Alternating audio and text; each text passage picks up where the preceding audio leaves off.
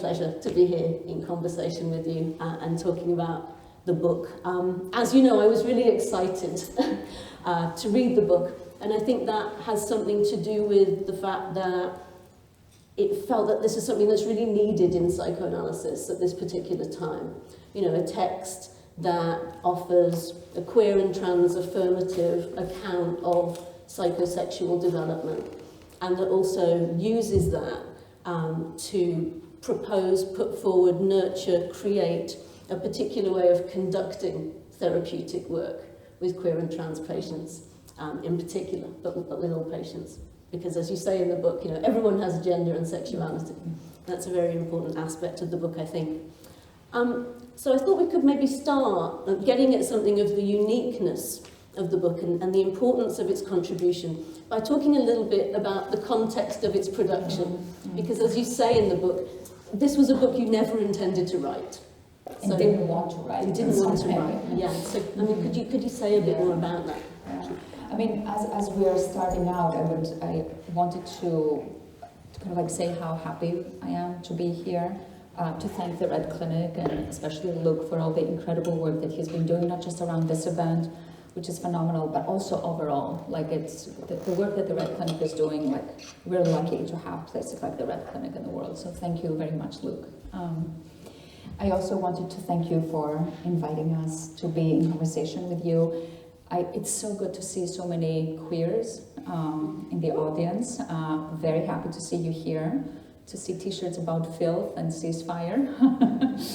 And to say there's a protest happening today in London around ceasefire in Palestine, and that we stand in solidarity with that even as we're not there today. So I wanted to start saying that.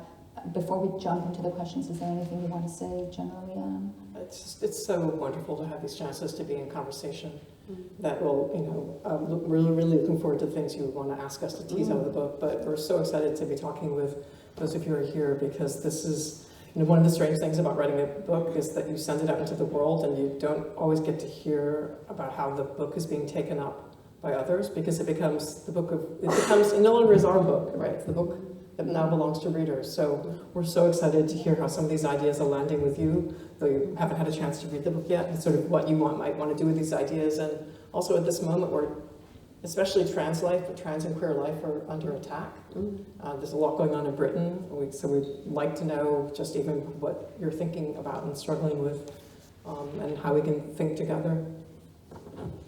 Absolutely.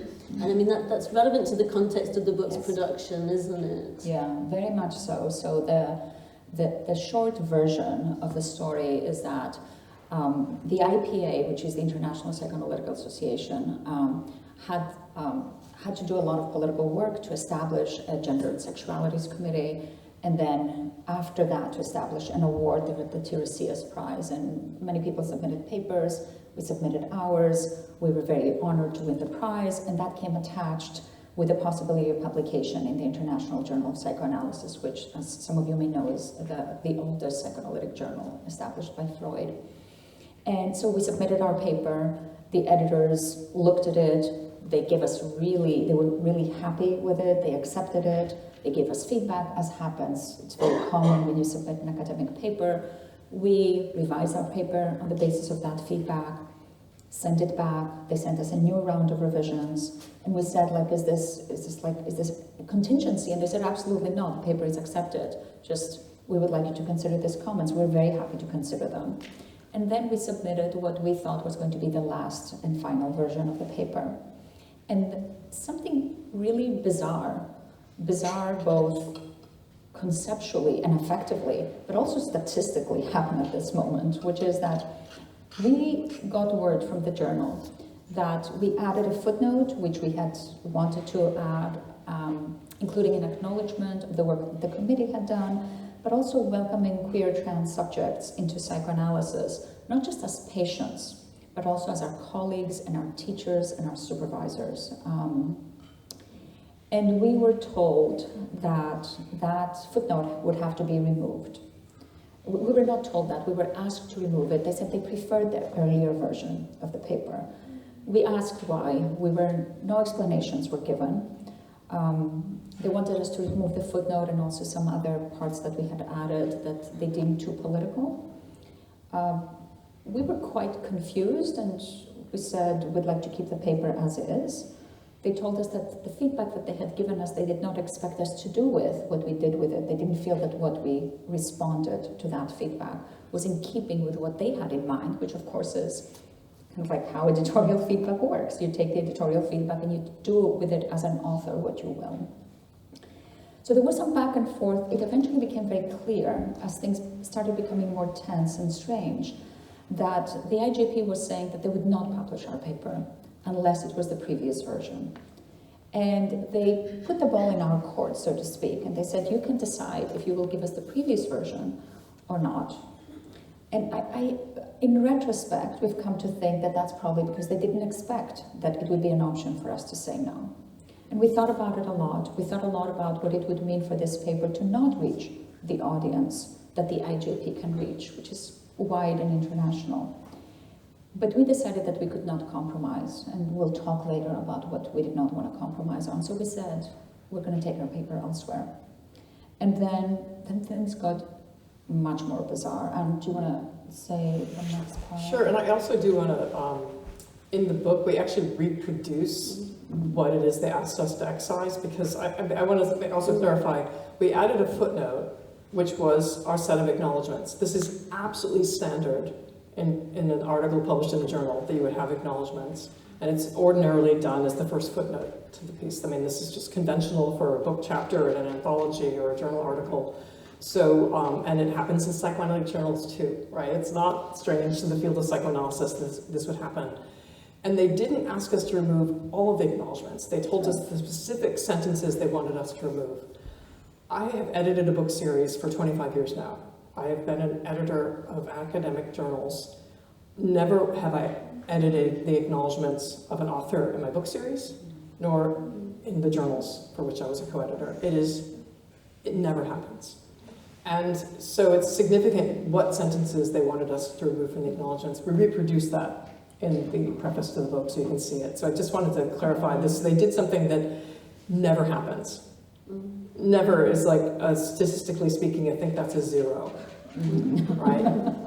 And when we were initially going back and forth, there was also language used, which in the British context has a particular force, which was basically an accusation. When we were asked to remove it, we said that we would not remove it, and then they said they would not publish it. And we said, is this what you want to be known for being suppressing of queerness? In fact, we used the word censorship, which in the British context is a very particular kind of word. And then it was suggested that we were engaging in libel, which again has libel law in Britain works very differently than it does in the States also. So we were also aware that there was potentially a threat being made.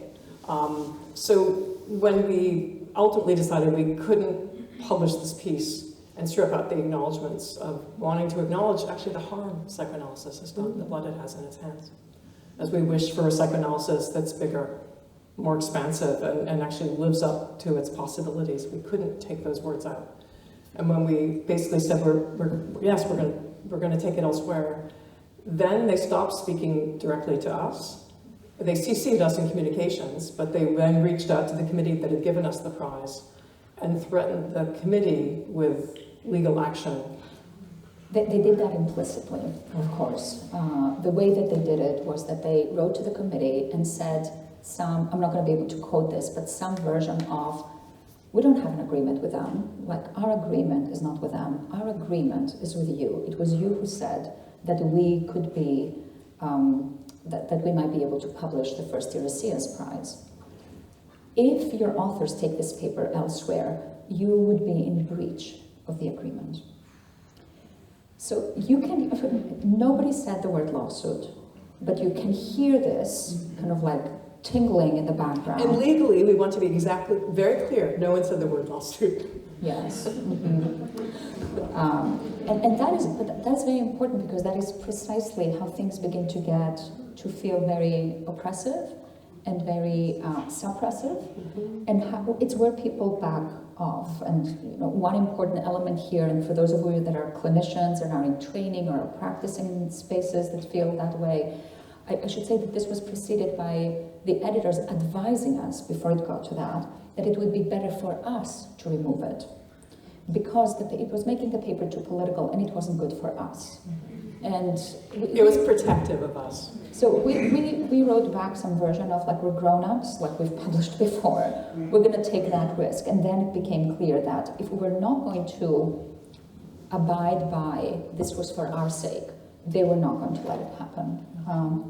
So things began to get pretty intense and really bizarre. I mean, the threat of lawsuits over publishing a paper. And we're really, it was clear to us what we needed to do, but we were also torn. We wanted this work to circulate in the world, and it just was so unexpected that when it shifted in the tenor. And it also, it consumed a summer of trying to figure out what to do, how to respond to the journal. Getting legal advice. Yeah.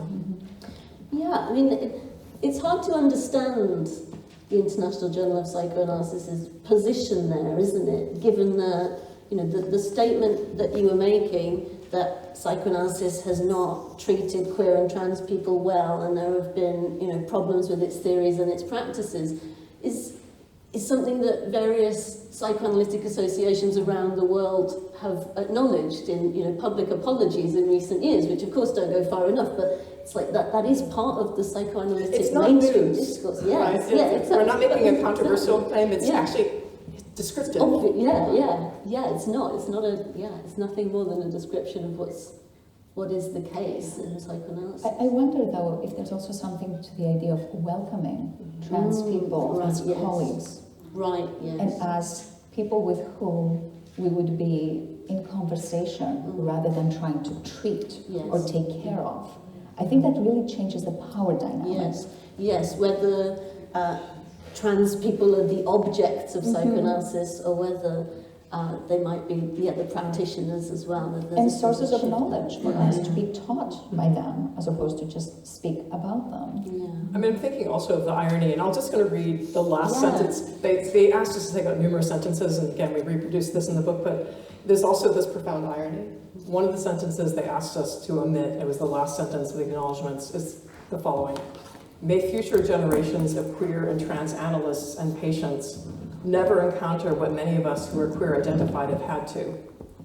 That, more than anything else, is the vision of our work in this paper. They then enacted precisely what we were saying we hoped would never happen again, or didn't have to keep happening.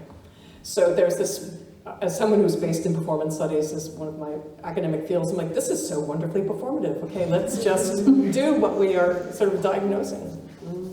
Absolutely.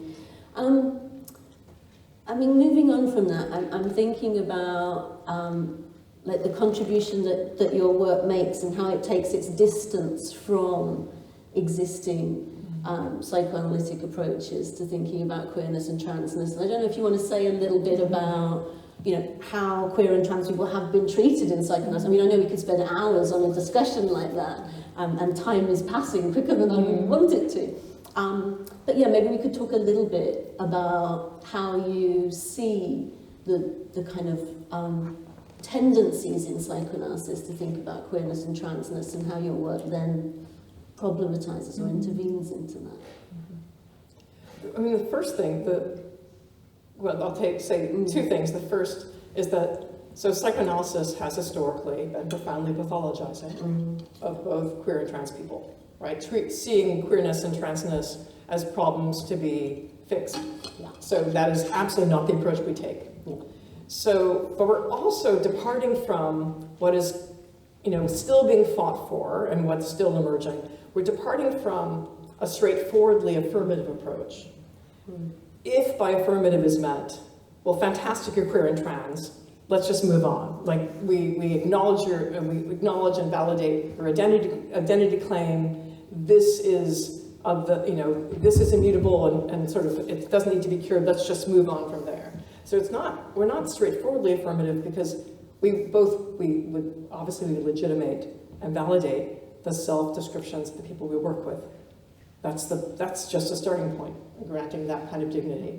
But we also want to grant to queer and trans people the same capacity to be complex, interesting and miserable, and as is granted conventionally to people who are normatively gendered, what has come to be called cis or straight. I mean, psychoanalysis is actually built on case studies about people who are struggling with aspects of their gender and sexuality as organized around heterosexual life, for example, where the miseries of heterosexual life, for example, are not seen as reasons for thinking that person is actually homosexual or queer. Like, oh, you're miserable in your marriage, your straight marriage?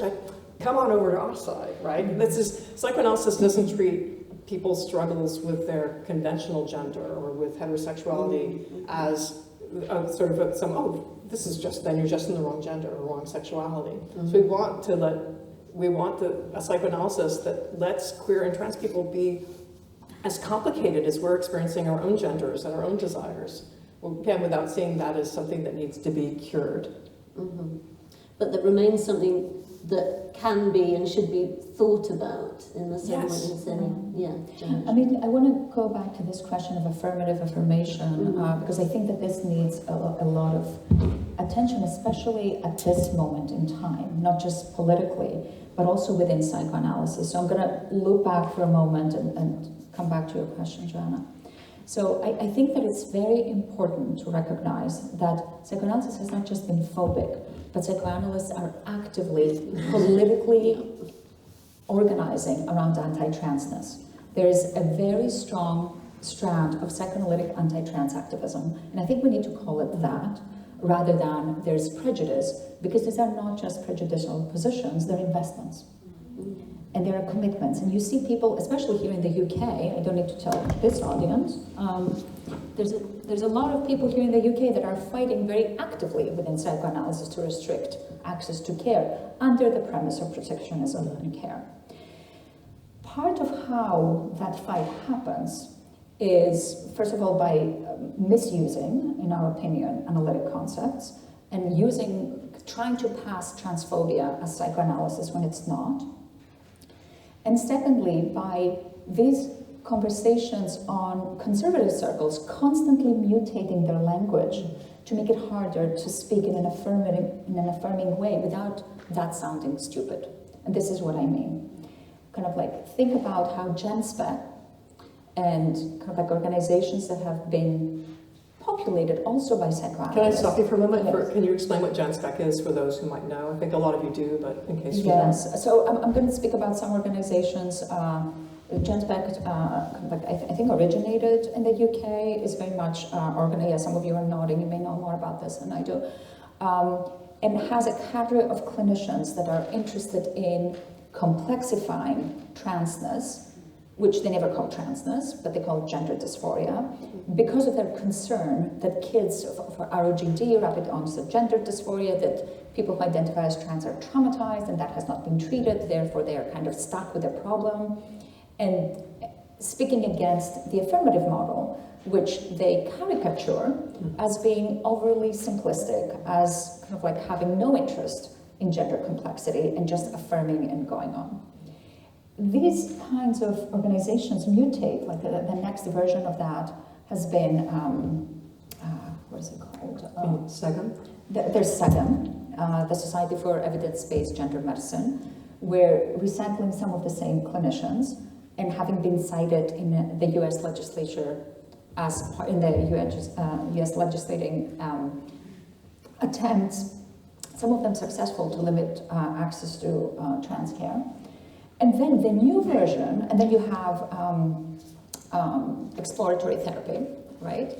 It's all of these, if you look at the compositions of these groups, they're all made by similar people who hold similar beliefs. And the more that literature accumulates to criticize these groups, the more mutate. So then the new version of that is that this is just psychotherapy, when in fact, affirmative work is not psychotherapy. So it goes after the psychotherapy part. And what we have been trying to show in our work is that it is entirely possible and actually much more psychoanalytically sound to do psychotherapy without that having to accrue to doing conversion therapy or doing something that is akin to conversion therapy, even as it doesn't meet the legal definition of conversion therapy. Or to be transphobic, like it's possible to do psychotherapy and be exploratory without trying to constrict a person's gender into what the clinician has preemptively decided is the right gender. Yeah, one of the things that I found so interesting about the book, but it's also something that I repeatedly struggle to articulate, so I'll have a go, is how much it challenged for me the kind of common sense assumption, and I think what you're talking about in psychoanalysis, as the idea that a cisgender presentation is better or more natural than a transgender gender identity. And for me, the book fundamentally changed my way of kind of thinking about it, even though I've thought about, the construction of normative gender extensively. It did some really important work in those terms. And I think that's what you're talking about when you say, the transphobia inherent in clinical psychoanalysis. It's the idea, isn't it, that people who are transgender, their gender identity has kind of gone wrong from a norm, and the norm itself doesn't need to be thought about in the same way. The norm is natural and a given, even though psychoanalysis kind of fundamentally destabilizes that idea. So yeah, your work for me has been really vital in shifting something in my own thinking. I have to admit that was there, and I think it's really powerful in that way. One of the things we're doing in the book that is, we should also say the book, we're speaking to clinicians in the book, but not just to clinicians, but some of what we're drawing on the book is, it's organized around a case study of work Avgi did with a 12-year-old child. But we're using that as a way to speak to broader cultural debates outside the clinic itself. Because there is a debate that's happening in broader political arguments, it's certainly in the States and here as well, that takes slightly different form within the clinical world. But partly the question is something like this. All right, what causes queerness, what causes transness? And it's presumed that there's no need to account for what causes cisness or what causes heterosexuality, they just are. And this is certainly quite organizing of political conversations outside the clinic, but strangely, it is an assumption within psychoanalysis too, even though psychoanalysis has the resources, and even Freud himself would say that all gender, all sexuality actually is in some sense unnatural, right? And yet psychoanalysis keeps forgetting that fundamental starting point for psychoanalysis, right? But if one sees queerness and transness as somehow deviations from an unstated norm, then you have to give an account. How did the deviation happen? And so conservatives, both within psychoanalysis and outside, who aren't using psychoanalytic vocabulary, see queerness and transness as a deviation caused by some sort of bad thing that happened to you, trauma. So it's maybe, yes, a traumatic incident, or maybe it's, especially around the panic over trans kids, those kids have been exposed to the bad influences. The bad influences could be a teacher, the wrong kind of teacher, or it could be the wrong kinds of internet sites, the wrong kinds of clubs they went to, right? But again, it's been a warping. And in counter to that, it has seemed as if the only thing you can then assert is, no, queer people and trans people are in some way born that way, or naturally that way, or fixed in that status, in the same way that people who are cis, normatively gendered, and people who are straight are just like that. There's no need to give an account for becoming queer or becoming trans, just as there's no need to give an account for becoming straight or becoming cis. So, and one understands the reasons for that kind of approach, given that it seems as if otherwise, if you can't come up with some sort of originary foundation for queerness and transness, then you're subject to forcible cure, or certainly the denial of equal civil and political rights. I think this is maybe familiar as a conundrum. So we want to affirm and create the conditions for queer and trans flourishing. But we think that the way to do so is not through asserting that we're just born that way, because, well, first of all, we don't think we are just born that way. And that we think that denies the ways in which so many queer and trans people understand themselves. Not all of us would narrate ourselves as feelings if we were always this way. Some of us would, but not all of us would. So we need to make room for the multiple stories we tell. And we also think that it's kind of ethically short-sighted. The reason to defend queer and trans life is because there's nothing wrong with queer and trans life, no matter how any of us got here. And it also hasn't worked politically. Claiming Born That Way has not politically insulated queer and trans people, right? So we can point out these failures. But then just conceptually, we think that that trauma does have something to do, quite often, with queerness and transness, just as it has something to do with normative gender and sexuality. That is, we don't want to run away from the possibility that trauma has something to do with the acquisition and the becoming of any gender and any sexuality. And that is, and I'm going to sort of hand the baton to Avgi here. I mean, this is because it's drawing on work that she developed in her first book, and thinking in a way that trauma is a kind of energy, that this isn't a romanticization of trauma, but it actually does something and makes something possible. I mean, I'm going to start from a different angle to get to Traumatophilia. When you were speaking about how this opens up something for you, which is actually really delightful to hear, that even somebody who's as studied in this domain as you are, kind of like sees another angle to it. That's really beautiful. Part of kind of like the want that we as queer and trans people have wanted into the buy-in into the category, let me say this differently. Part of why Born This Way has been so appealing is because the argument has always been that we should have access to that resource too.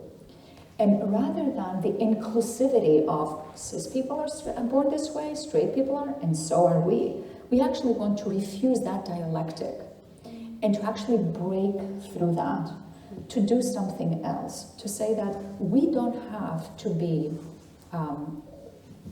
accountable to an origin story of that sort that is about innateness or about like something that is hereditary even, to deserve having something being taken seriously.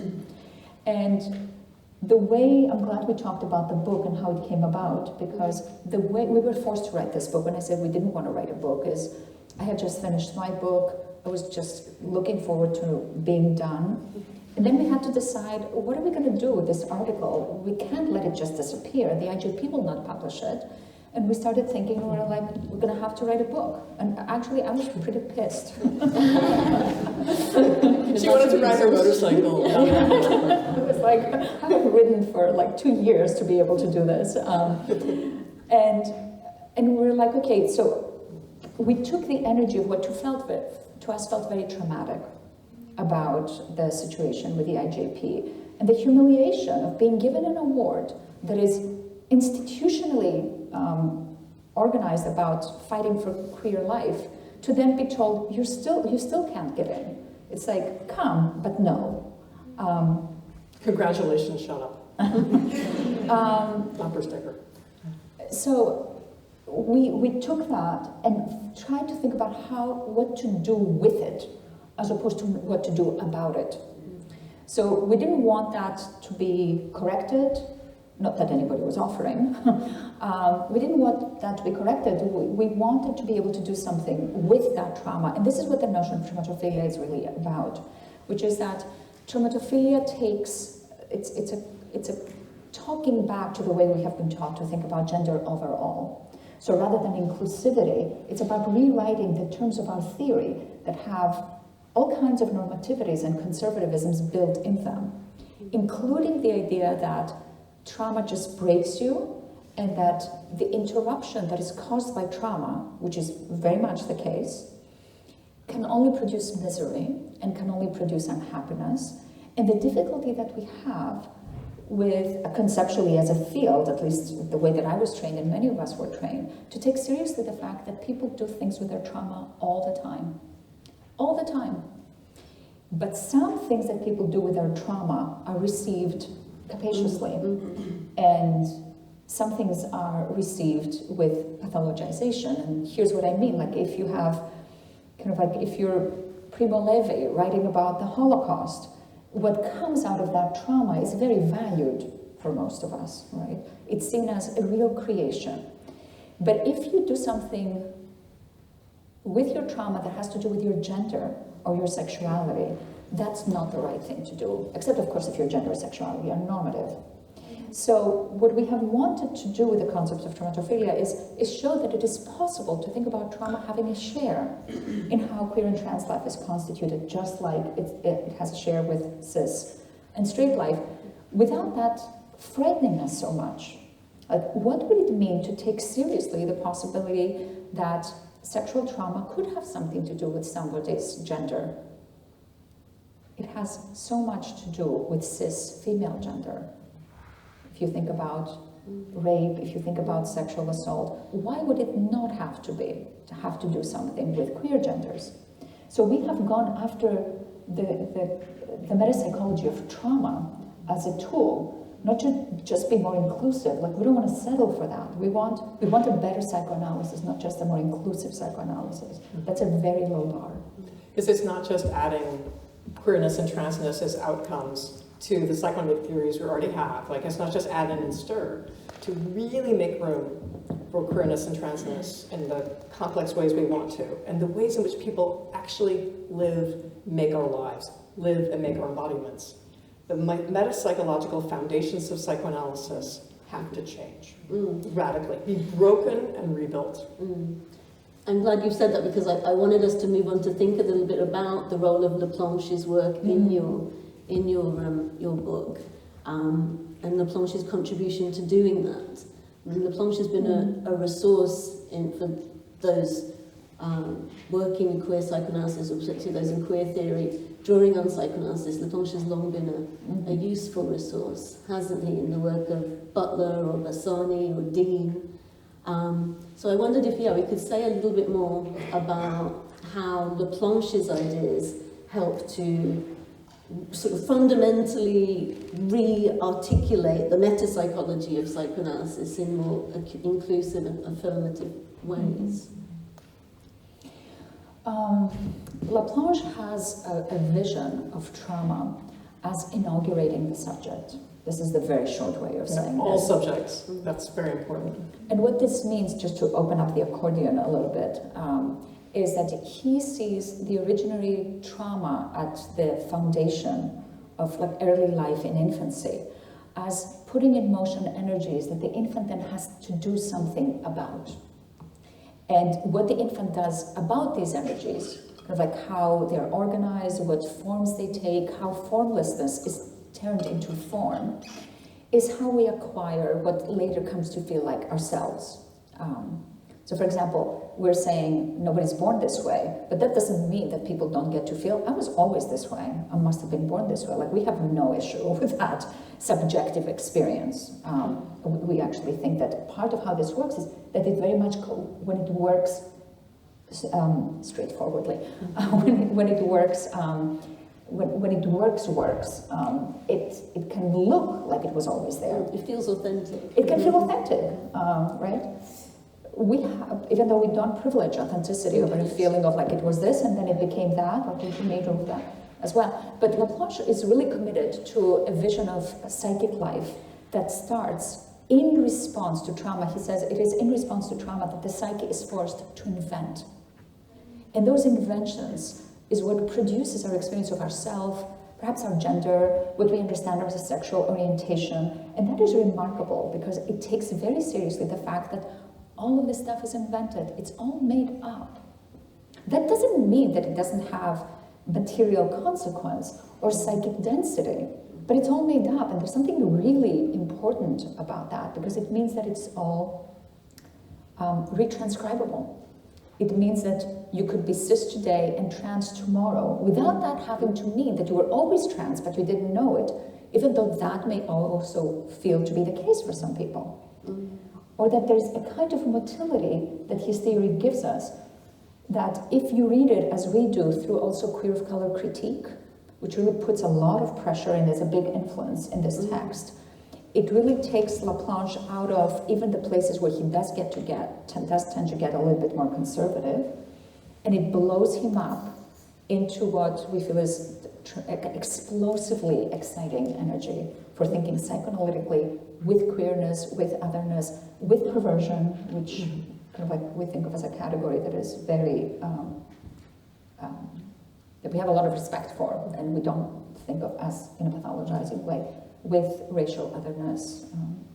And also to say that, so, you know, what Laplanche offers, and I will say, then we run with. I mean, Laplanche is not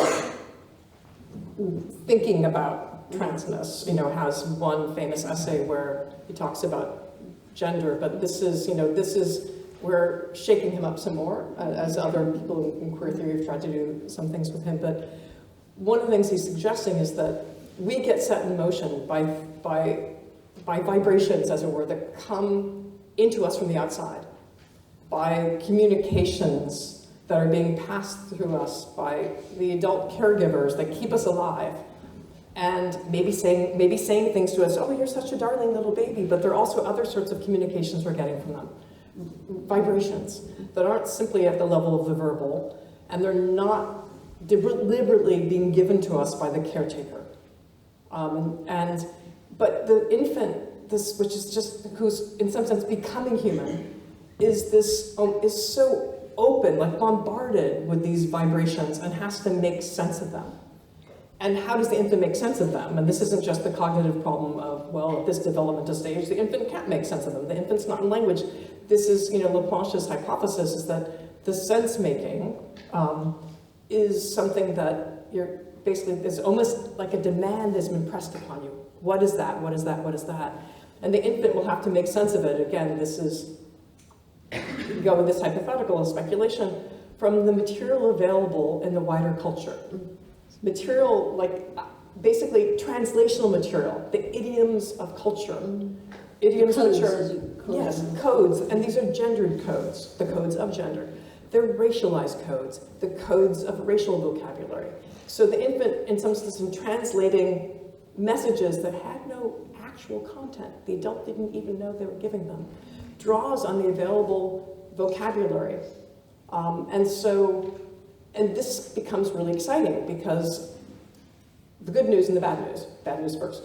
The available vocabulary for gender, say, has been binary, right? So some of the ways in which the infant has to then make sense of what they're feeling in their body has been binary gender codes.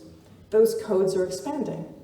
So now there are more ways to, as it were, translate to language and form at the level of the body your understanding of yourself. Is this making sense? So, but it's coming to us from the outside in, but it comes to feel like it's our inside, our interiority. This is partly, it's a psychoanalytic account of the kind of growth of an internal density, but it didn't start inside you. It wasn't inborn, right? It's always this negotiation outside in, outside again, right? So, but it then helps us also think about why, as against those who say, oh my gosh, there's some sort of contagion. Kids today, they're being exposed to all these ideas. We have to come up with an account for why there's so many more trans children, why there's so many more gender nonconforming children. In a way, we can say, well, actually, it might even make sense that more people, not just children, are understanding themselves with an enriched vocabulary around gender, whether a vocabulary of transness or the other ongoing mutations in gender. In some sense, we want to say, well, of course that's the case. There are more translational codes available. As you're making sense of yourself, there actually is a greater range of ways to language yourself. Yeah. So it's not, it makes sense, right? And so we kind of want to refuse the panic as well.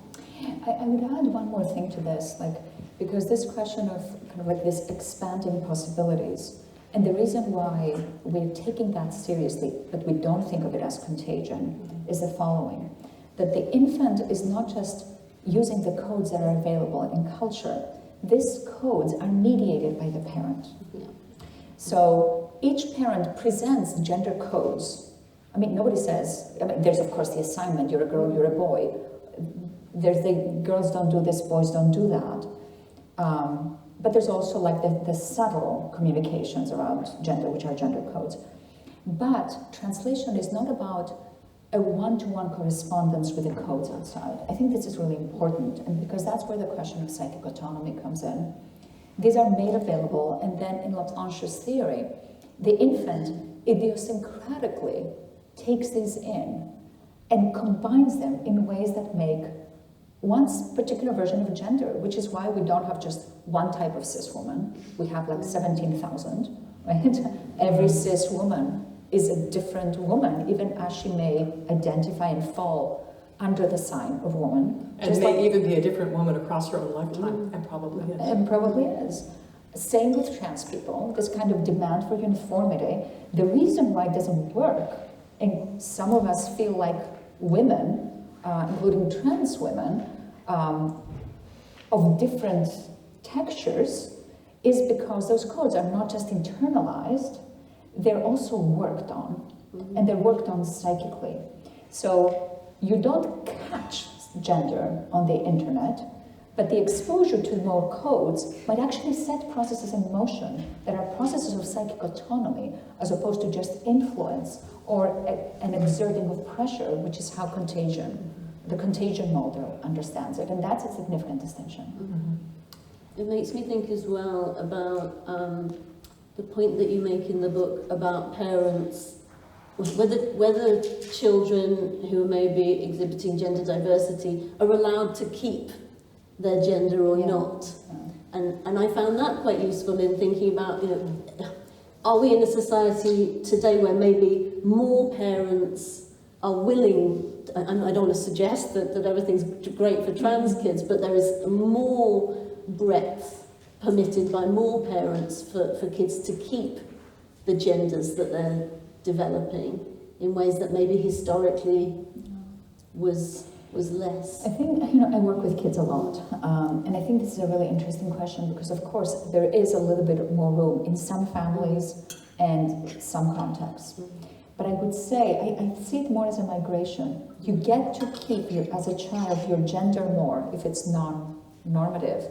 If you're a gay child, so a parent is more likely to say, my child is gay, it's okay that he wants to that he's a little feminine. That's what gay boys are like. But when it starts feeling like, could this be about transness, then kind of all bets are off. So there's also something there about what is gender coded as? Is it seen as a proto-gay child or as a proto-trans child? And there the kinds of psychic elasticity that parents have can also shift. And the other thing, and I don't work with children, but so this is something I've learned from Avgi and sort of her work, but in terms of, often, a child that comes to work with you is coming to work with you via the parent as well. And you could have the case of parents who want to be supportive, and one of the things they want to know is my child gay or trans? I mean, this is really important because as the expert, you're called upon sometimes, even my parents were very well-meaning. Parents would come in and say, look, I just want to get this right. I don't want to hurt my kid if they're trans, I just want to know how to do this right. And I think that that's a very interesting anxiety question. Because even as it's very well-meaning, and it's of course much preferable than I just want you to fix my child so that they're gender normative and straight, it also comes with the anxiety of imagining a future for a child who may be in the process of unfolding a future. So some kids have a sense of who they are, and that needs to be supported. And some kids are teetering, and oftentimes I hear from parents, he said he wants to wear a dress, maybe he's trans. I think it's important to have that possibility in mind, but also not to rush, because one does not know what to do with that space. I think that's important. Yeah, absolutely. I have lots and lots of different questions, and feel like we could take things in lots of different directions. I think just because of time, I know we're going to open it up to the audience at some point soon. I might take the opportunity to kind of seize on my own preoccupations and bring some of that in. So I'm thinking about what I was thinking about, or what I was getting stuck with when I was reading the work. And one of the things that kept coming up for me was the Oedipus complex, horrifically. But the Oedipus complex was kind of circling around there. There's a couch in the back. We can talk yeah. But I mean, particularly as a kind of a law of patriarchal society, that tries to produce compulsory heterosexuality, compulsory cisgender identity. And I was thinking about, the way that Laplanche's work contributes to fundamentally challenging that. So on quite a kind of meta-theoretical level, that's where I was kind of at with it. I don't know if there's anything you want to say about that. I mean, I know you draw on the work of Marquis Bey in your work to think about the system, CISTEM.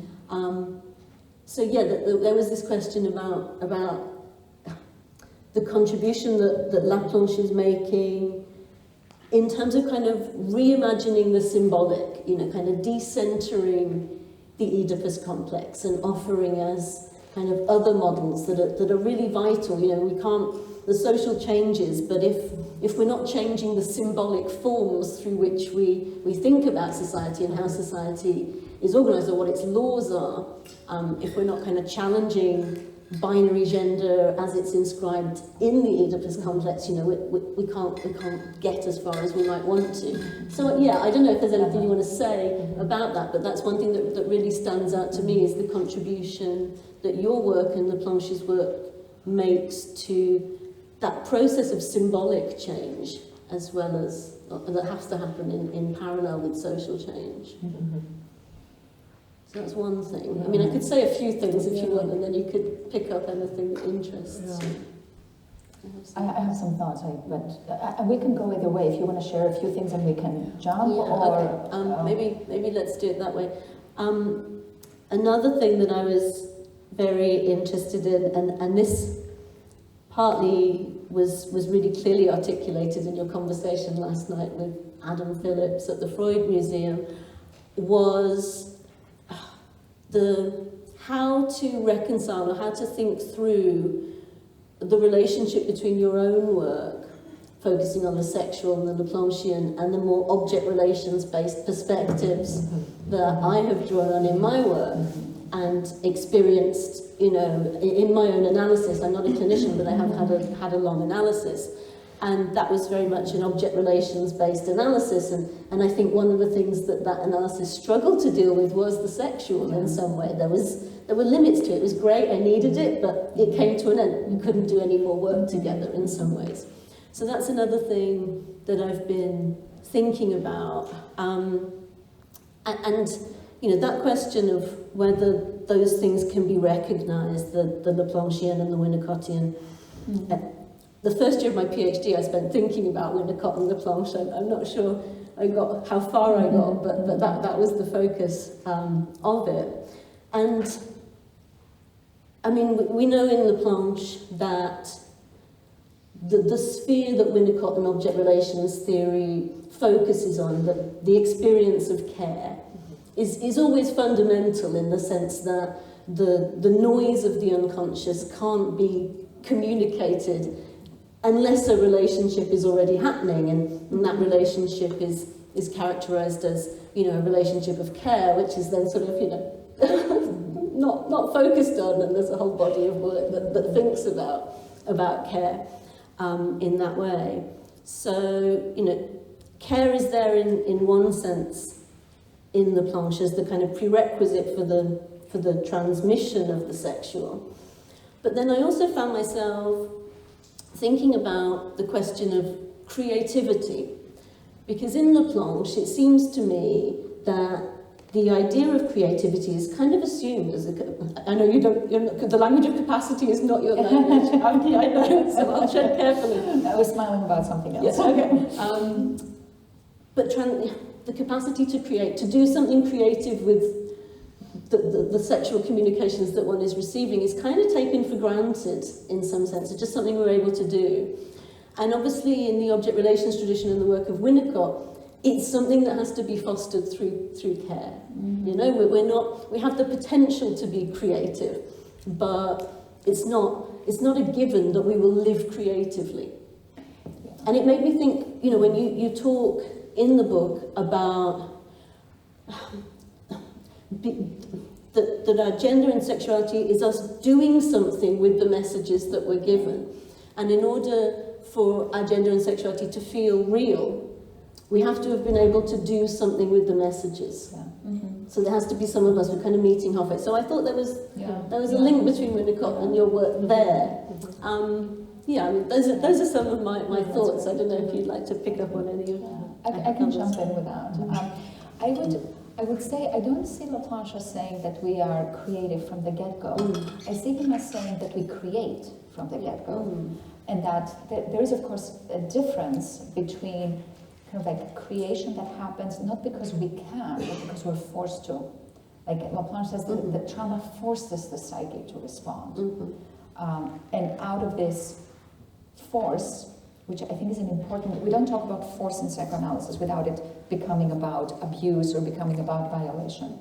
Out of this force comes a psychic response that may or not be creative.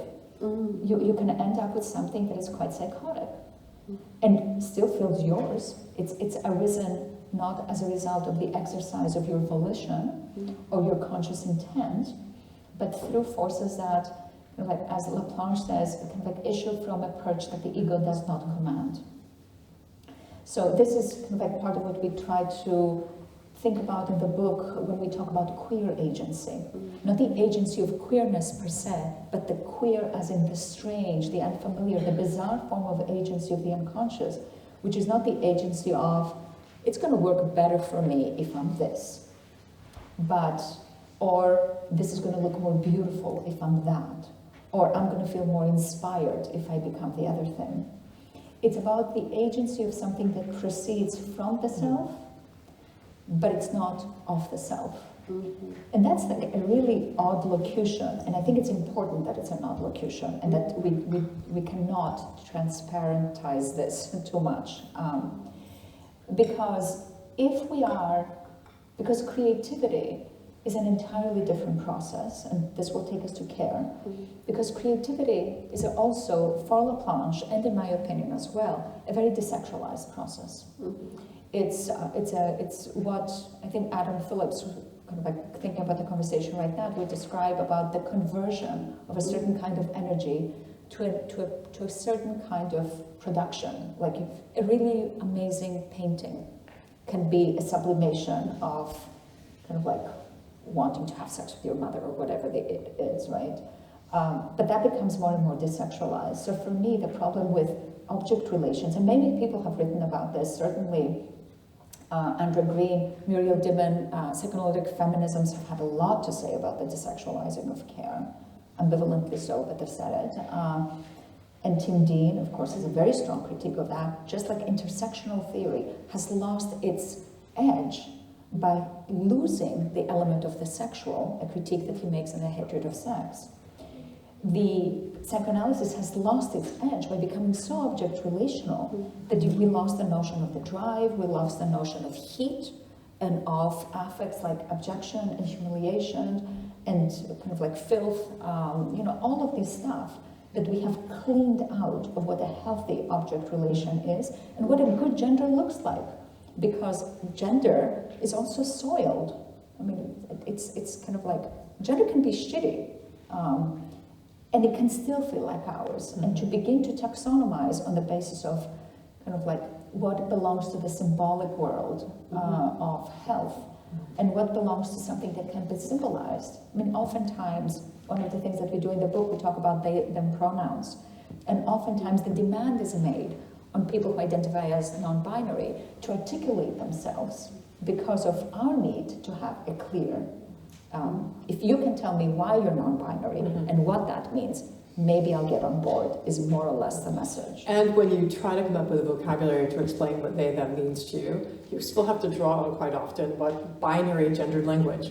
So then, and this is this response, unfortunately, that conservative psychoanalysis can have, and I also should say, psychoanalysts can have this response who think of themselves as being liberal. So this is, so conservative here is, is maybe inadequate as a term, but it's like, but if you're explaining your non-binariness in the ways in which you're just mixing and matching masculine and feminine, or you're using this language they just get so puzzled, right? This just makes no sense, and really you're just picking and choosing in a way that's, you don't have a coherent, unified sense of your body. So now your gender is problematic when you're non-binary because you don't cohere. You're just filled with part objects. So they find all sorts of ways to pathologize that sort of non-binary experience. And it's, but we're stuck with the vocabulary we have, and why is that being turned into a symptom? That's the first thing I would say. But I also thought it could be helpful, since we're doing some sort of maybe inside baseball, I don't know if that works as a metaphor in British context, inside cricket or something, or to speak of sort of the psyche as forced to respond. I wondered if it would maybe just even a concrete example of what this could mean, even in the form of how a care relation sets something in motion that the parent did not intend, because this is also about the unconscious. So this is to be alive. Like, this is one of the problems that humans have, is we're born too early. As the kind of mammal we are, we're born before we can take care of ourselves. So mammals are dependent upon the care of the adult for longer than, for a long time. Human mammals for an even longer period than other mammals. So we cannot stay alive unless we have certain forms of care. We have to have our body temperature regulated, be warm enough. We have to have nutrition being offered to us. And we could not stay alive without these forms of care. So the care relation is fundamental. And it introduces an asymmetry between the adult and this neonate, and then the infant, the toddler, right? We're dependent on care coming in from humans older than us for a long, long time. And in these forms of care also grows emotional attachment, right? It's an attachment relation that also has a deep emotional texture around it. And in the course of care and feeding, the everyday activities of giving nutrition to the infant, washing and cleaning the infant, keeping it warm, all sorts of other things are being communicated than just, oh my gosh, you're so cute, I love you. There's also the anxiety of like, oh, am I feeding enough, right? So that. But a concrete example, the parent or other adult caretaker is washing the child lovingly, tenderly, looking, being like the right degree of touch, keeping the water temperature, the right sort of temperature. But suddenly the parent gets to the genitals or the anus. And the pressure of the contact of the washcloth in washing the infant lessens. There's an anxiety the parent might not even be aware of as getting to that zone of the body, that part of the body. Can't touch too much there. I might overstimulate. And that release of pressure, and again, this is not necessarily a conscious thought. I can't touch there, it's bad touch, right? Just that release of pressure. You're being cleaned multiple times a day. This starts to accumulate. The infant's noticing something. This part of the body, a different kind of contact happens. This is the kind of force. The infant's forced to respond even to that change.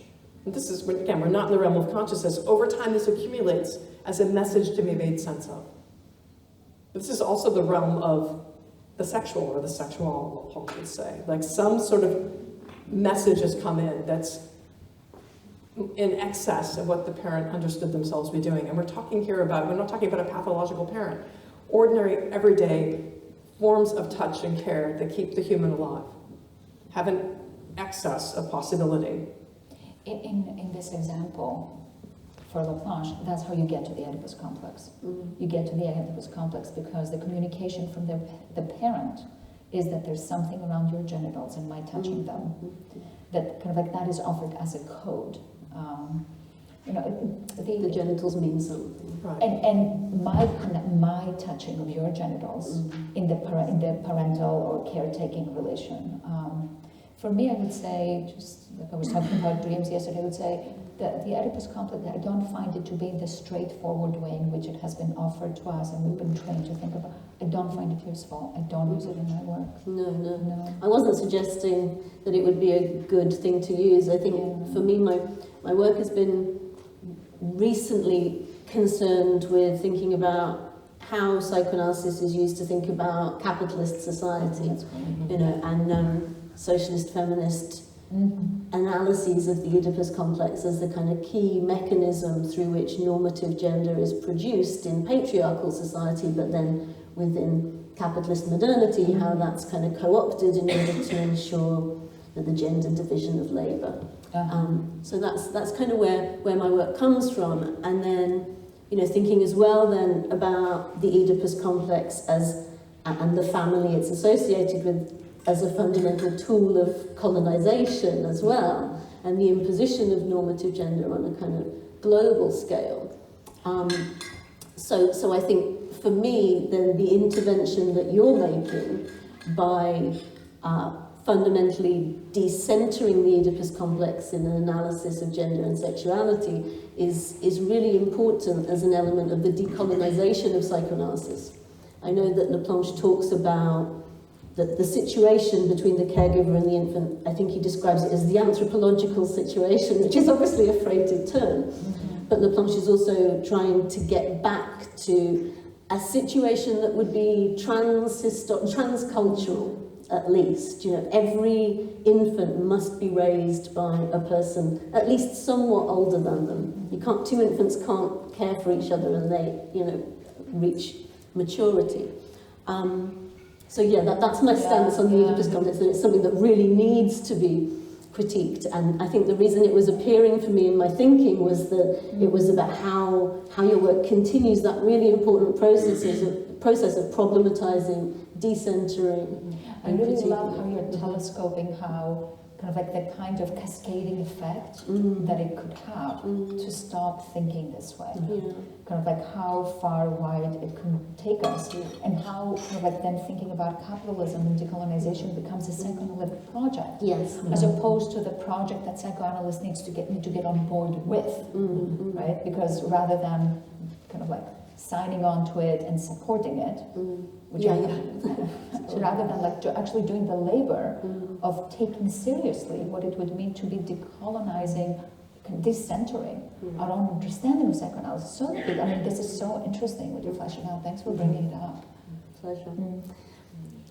I think we've probably gone on for just over an hour, and as sad as it is to lose the focus, I think we should open up to the audience for questions and comments. But thank you so much for your engagement. It's been and thanks for such a careful and deep reading. Like your questions really reflect your having struggled with the text deeply. So thank you. I had a great time with it. It was second reading this week. It was great to be immersed. But yeah, does anyone have any questions and comments? I think we have a microphone. Would you like that? Okay.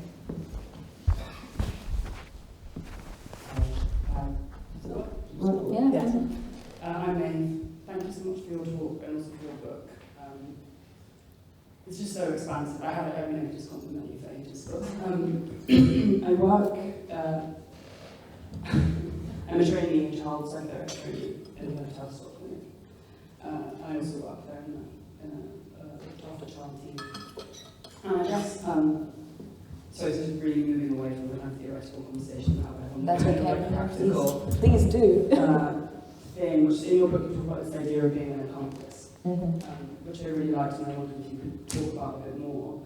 And especially because as I was reading it, I was thinking about, you know, the environment that I work in is a kind of post-gender identity service, shut down, you know, the divorcing of transness from gender dysphoria, the symptom that can be cured. And what I kind of really see is not that everybody is transphobic, but is that there are certain transphobic, or actually what you were saying about like kind of active political project against trans people, and that influence just like percolates around the clinic, where people are just saying things as though it's a kind of received wisdom in a way that's just extremely upsetting and worrying.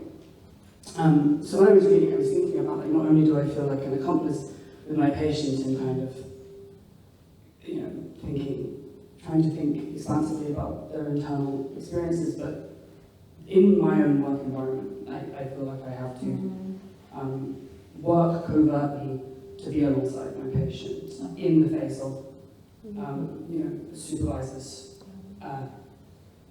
who say things. I won't go into like the list of things, but then I guess this also leads to another question, which is obviously about my own experience being someone who's also trans-identified, working in a clinic, and being in this really, and I think you kept saying like things were bizarre, things were confusing, and is this bizarreness where there's this separation of gender experience in children and adults, and no continuity seems to be held between them. So there's an idea that you can, seems to me to be an idea that you can have a legitimate trans identity as an adult, but as a child, no. So the things that they might say about these children's identities, I obviously experience as a direct attack on myself, and I do think they are unconsciously. I think there's a lot of, there's been a lot of very weird, I've had a lot of weird experiences, but like what's consciously said is this kind of separation. So yeah, if you could speak to, I don't know if that would make sense, but those kinds of things. First, short response, wow, and thank you, because you're also talking about sort of doing some of this work in the trenches, where sites which have been so intensely politicized and also shut down, right, with and you know, when Avgi referred to psychoanalytic anti-trans activism, she was, among other things, thinking about what's happened at the Tavistock through the work of psychoanalysts who are also psychiatrists who, you know, really wanted to basically defund and get rid of those possibilities. I mean, one, you know, thought I'm having just about, I'm fascinated, I'd actually love to hear you say a little bit more about this separation. I think you're so right about the ways in which the gendered transformations in children are talked about very differently than they are, than trans in adults, because somehow this is, I think, connects also to the current weaponization of the language of detransition, right? So in the trans adult, it's also, this is, the idea is no more transitions happening. You're done, you're cooked, you're settled. But with no account of how one even got there as well. Like somehow it's just like, suddenly the trans adult has magically appeared. I mean, there's in that separation.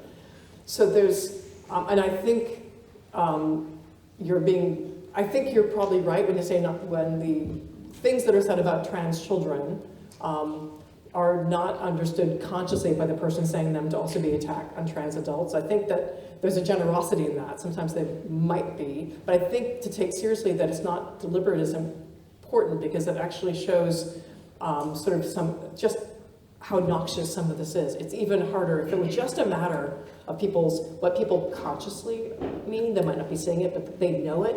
It might be a little bit easier. You could call people out more effectively. But it's just the ideas that are just percolating in at work, which that's where there's just so much force going on, the kind of violence that works. I feel like I'm speaking in too much abstraction. You know, I would be a little bit less generous than Anne is. When I hear people say, well, trans adults okay, but trans children no, I don't believe that to be a generous distinction. I believe that to be a strategic distinction in the following way. If, of course, logically, if trans adults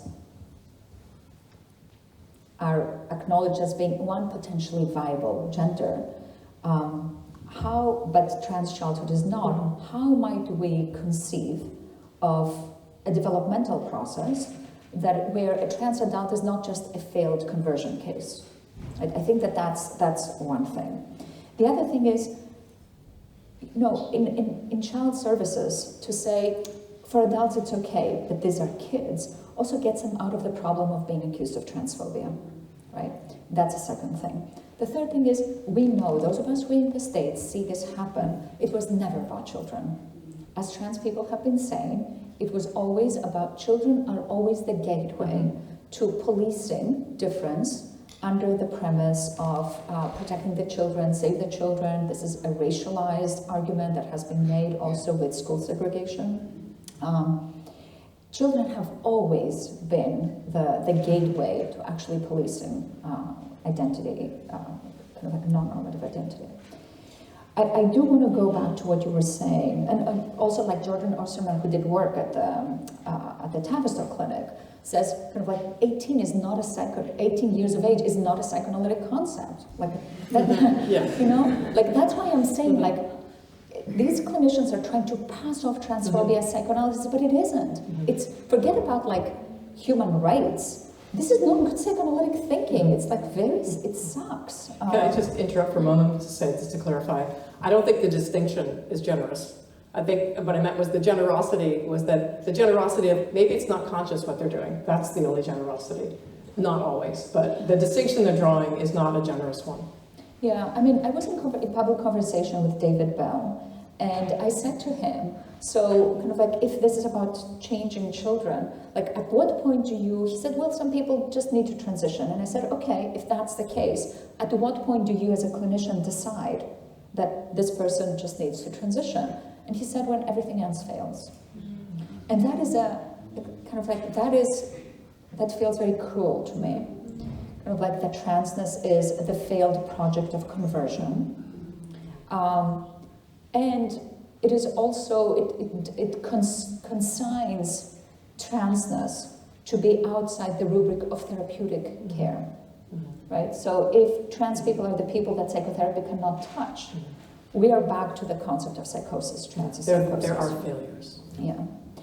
But your question about accomplices is very important. Like we use this in the book kind of like through the work of Marquis Bay, who distinguishes between allies who just kind of like clap and cheer on from the bleachers, to say that accomplices also get sullied in the struggle. And this word sullied is incredibly important. And I think it applies differently if you're a trainee than if you have somebody if you're somebody with some political power. To be an accomplice is to actually say things that get you into tension with colleagues with whom you disagree, rather than opting for the piece of the field, which sometimes appears as a plurality of positions. I think that that's very important. Like this, we can agree to disagree. Often, of course, like we need to be able to have room for disagreement, but that's different than putting on the chopping block issues of human rights as just something we can disagree about. Those are not the same kinds of disagreements. So on the level of accomplices, I would say this. I will address those of you in the room that have some institutional or political power. I have resigned from 3 psychoanalytic organizations this year. I've done it very publicly, and that's one from the American Psychoanalytic Association, from the Program Committee, and from the White Psychoanalytic Institute. And the reason why I did that is because I was not willing to lend the reputation that I now have to basically pinkwashing all kinds of projects, but some of them having to do with Palestine, some of them having to do with queerness, some of them having to do with the hunting down of colleagues who are of color and women. It's different when you are a trainee. It's very different, especially when you are yourself vulnerable as a trans person in a community that may feel transphobic. And I've heard colleagues of color say, I don't present patients of color to my white supervisors because I just don't trust that they will be able to not start saying racist things. So this is a problem that cuts across many domains of difference, right? And what I would say there is that you need supervisors that can get on that journey with you.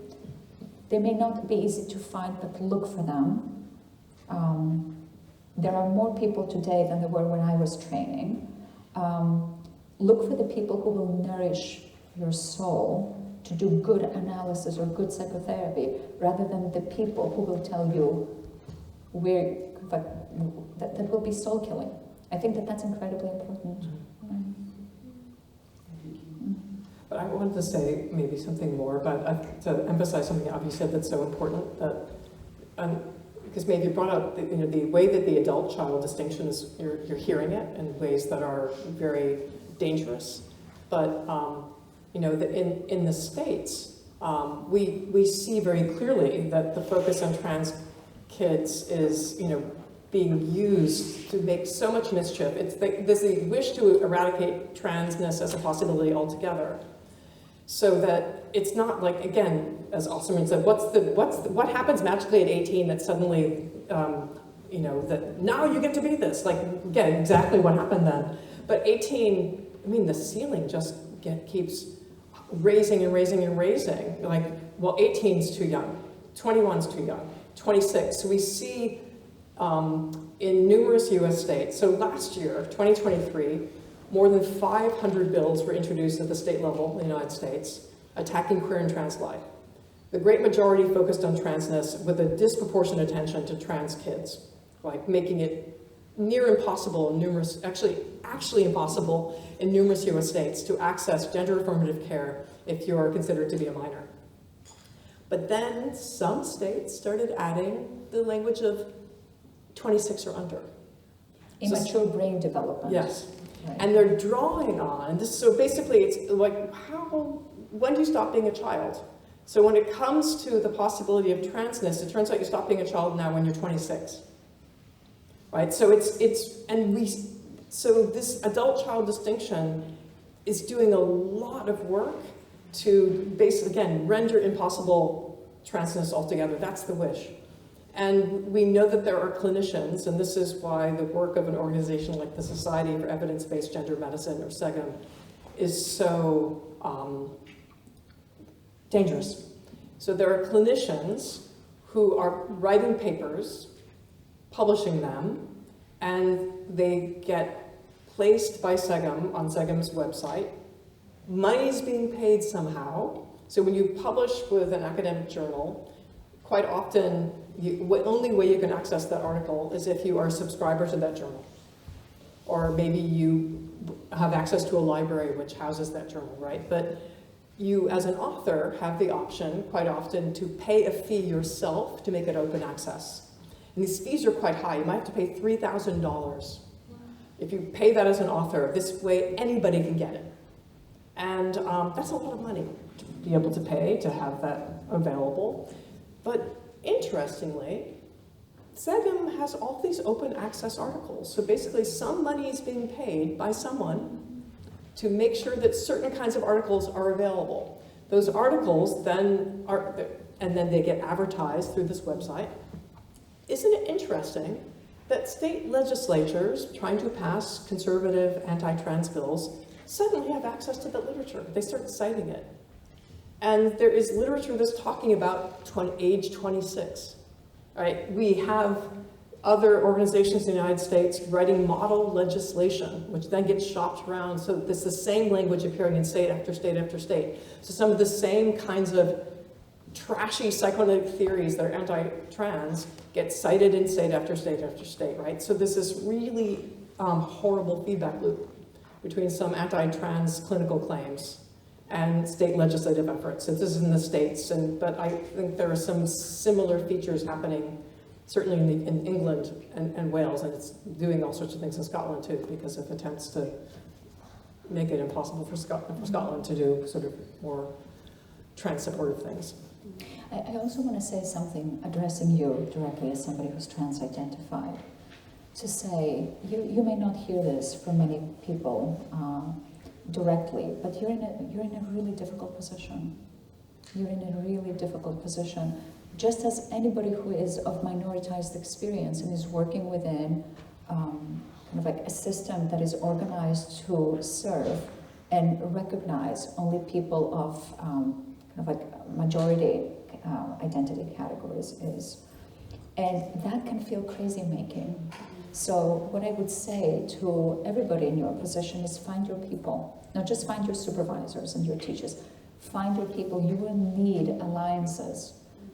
But if you want to stay in psychoanalysis, and I can see why somebody would, and I don't blame anybody who doesn't, if you want to stay in it, you will need the solidarity of other people. Because what is happening, what Anne was describing about the rising of the project that psychoanalysis, some psychoanalytic factions are supporting, is nothing less than genocidal. This is kind of what Jules Gill Peterson writes about this. And genocidal projects are on the rise. And psychoanalysts have to speak up against them. So part of what it means to be an accomplice is use your voice, speak up as much as you can. Thank you for that question. Thanks for being here. Do we have any other questions, comments?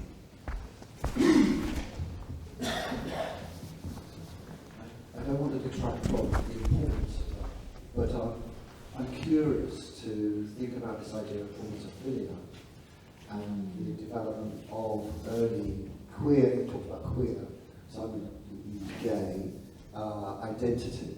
So is it traumatizing because the parent turns away, because they treat you differently? Is it traumatizing because of Mayer's theories around minority stress, or the more recent theories from Lisa Diamond around social safety, that we know early on that we may not have experienced sexual abuse as a kind of traumatic experience, but we have an early onset sense of ourselves as different, and it's living with that sense of difference that meets your idea of what trauma is. I'm just wanting to make that clear for myself. Yeah. Good, thank you.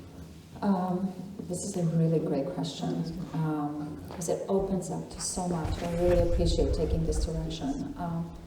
Certainly, obviously, homophobia and transphobia exist. Certainly, kids are treated in ways that can be traumatizing on the basis of their, by grown-ups, by systems on the basis of their genders and their sexualities. But when we speak about traumatophilia, when I speak about traumatophilia, and the reason why I wanted to work with this concept and give it a lot of conceptual density is because let's say that somebody did have a traumatic experience early on, and let's say that the psyche's response to that experience has taken the form of gender and the form of sexuality. What if we took that gender or sexuality not to be an index of brokenness, but an index of something being created, right? What if we took that seriously as the response that the psyche has secreted as a way of not doing away with the trauma or reliving the trauma, as in a repetition, but as a way of being with the trauma, which is impactful. What if trauma does not just interrupt us, which also does and can? What if it also makes us? Like, trauma also forces us to take detours. But they're only detours if you start with the concept that there's a straight line you should be traveling. And then every other path is a detour and therefore a problem. The idea is how to get somebody on the straight and narrow, so to speak, right? And I really wanted to also address your question about kind of like intergenerational, sexual encounters, especially in thinking about childhood. Simon van Zorles writes about this very beautifully in their book Against Ageism. We are certainly trained to be attentive to sexual abuse and molestation. But the question of how something is experienced is never taken seriously. And never mind for anything else other than for the presumption that the only thing that we can discover there is trauma and injury. And that is certainly not the experience that everybody has, even though it is the experience that many people have. But one of the ways to think about trauma around a moment like this is how it is treated by the adults. Right? And that can make the scene very traumatic because of the intensity with which everybody comes in, including with the sexual intensity that is aroused in the parent or in the adult in the encounter of a scene of incest, or incest or sexual contact, especially intergenerational one. So I think there's so many ways to think about trauma, and I would really recommend Against Ageism for those of you who are thinking with that resource. Can I just ask a follow-up question? Something that I'm really glad that we brought up trauma, because it is something I wanted to ask you a little bit more about. I'm afraid I haven't read your other book, and I'm sure I'll find many of the answers in there. But I was thinking about something that occurred to me was the distinction that Laplanche makes between implantation and intromission. Sorry to get theoretical again, but that is my perspective. And so then when you were talking earlier about the role of incest or the role of abuse in the formation of gendered identities, I was wondering about that, because for Laplanche, there are certain kinds of experiences, aren't there, if I remember correctly, it's a long time since I read that are difficult to translate, or that kind of, There's a prohibition to translate, is how he calls it, here's the thing, so the child that is received with what happened to you is X, and it means X, and it means Y, and it's about Z. Kind of like there is an intromissive pressure. So Laplanche calls intromissions those moments that the child is not allowed to translate and to do this queerly agentic improvisational process of making something up. What happened to you can only mean this. Mm-hmm. Right. So that would be an example of intromission. Mm-hmm. Part of how I think about it when I think about traumatophilia is that intromission keeps trauma static and it prohibits it from circulating. Whereas implantation, part of what can happen in some of these experiences where people do something with their trauma is that trauma begins to circulate. So for example, how many, those of us who work with trans patients, many of us have heard patients say, I was sexually abused, or I was raped, or I was sexually violated. Something shifted around my gender after that. And I'm terrified to say that even to you. Because what if that had something, what if I'm not really trans, but I was only trans because I was sexually violated? But if you take out if you take that rug out of that conversation, the question could become, is that possible? I think it's possible. And is that possible to think that without delegitimizing it? Yes. And you can only get to that, I think, that's what we work with in the book, if you think of trauma as something that is circulating, that is alive and pulsating, as opposed to something that needs to be put to rest, which is kind of like what intromission tries to do. And again, alive and circulating for all genders and all sexualities. Yeah. Right? It's, again, to go back to a point Avgi made, that, this is where some versions of feminism are really helpful. Notice I said some versions of feminism are really helpful around this, right? That we think about what does it mean to be tasked with being a cis woman in a culture that's so profoundly misogynist, right? To be tasked with being a trans woman in a culture that's so profoundly misogynist. But focusing on the relationship between trauma and normative gender, that normative cis femininity is formed through all the ways in which you have to be thinking about the possibilities of sexual assault. You have to be living in a culture which demands of you certain forms of affective labor, right? So this is part of what manufactures cis femininity, certain kinds of trauma and response to it, right? But this is generative. I mean, those social subjects who, designated now as cis women do something with that trauma constantly. Right? And so again, trauma as resource. That's right. And this is not a romanticization. Yay, trauma. It's okay, trauma. Now what? It sets something in motion. And that which sets us in motion is not something we got to choose. It's the condition of our founding. Right? So here, this is also the queer agency. It's an agency, and I think with my other French boyfriend, Michel Foucault, it's an agency that emerges out of what we didn't get to choose, right? This is not radical free will, right? It's already, again, it's conditioned by things we didn't get to choose, and we didn't get to not choose.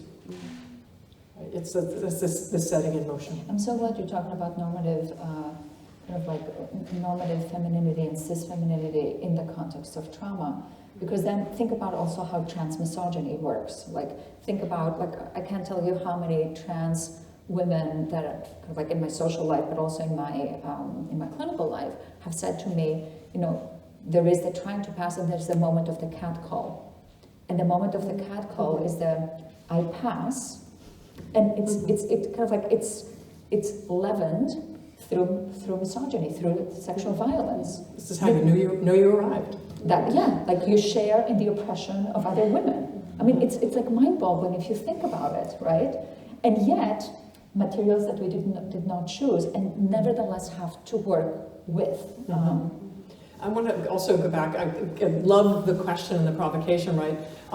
So I'm thinking about the example of the anxiety, panic, and genuine concern about adult-child sexual contact, like that's sexual abuse, right? But to the extent that sexual abuse is then of a child is seen as having only one possible outcome, it must mean X, only X, then for that person who had the experience of sexual abuse as a child, if they start having a response to what happened to them at whatever age, not just the experience that happened at whatever age, but if they start having a response to what happened to them, that is one of fantasy, right? If this becomes something they keep going back to in memory and thinking about this starts to contour their erotic life.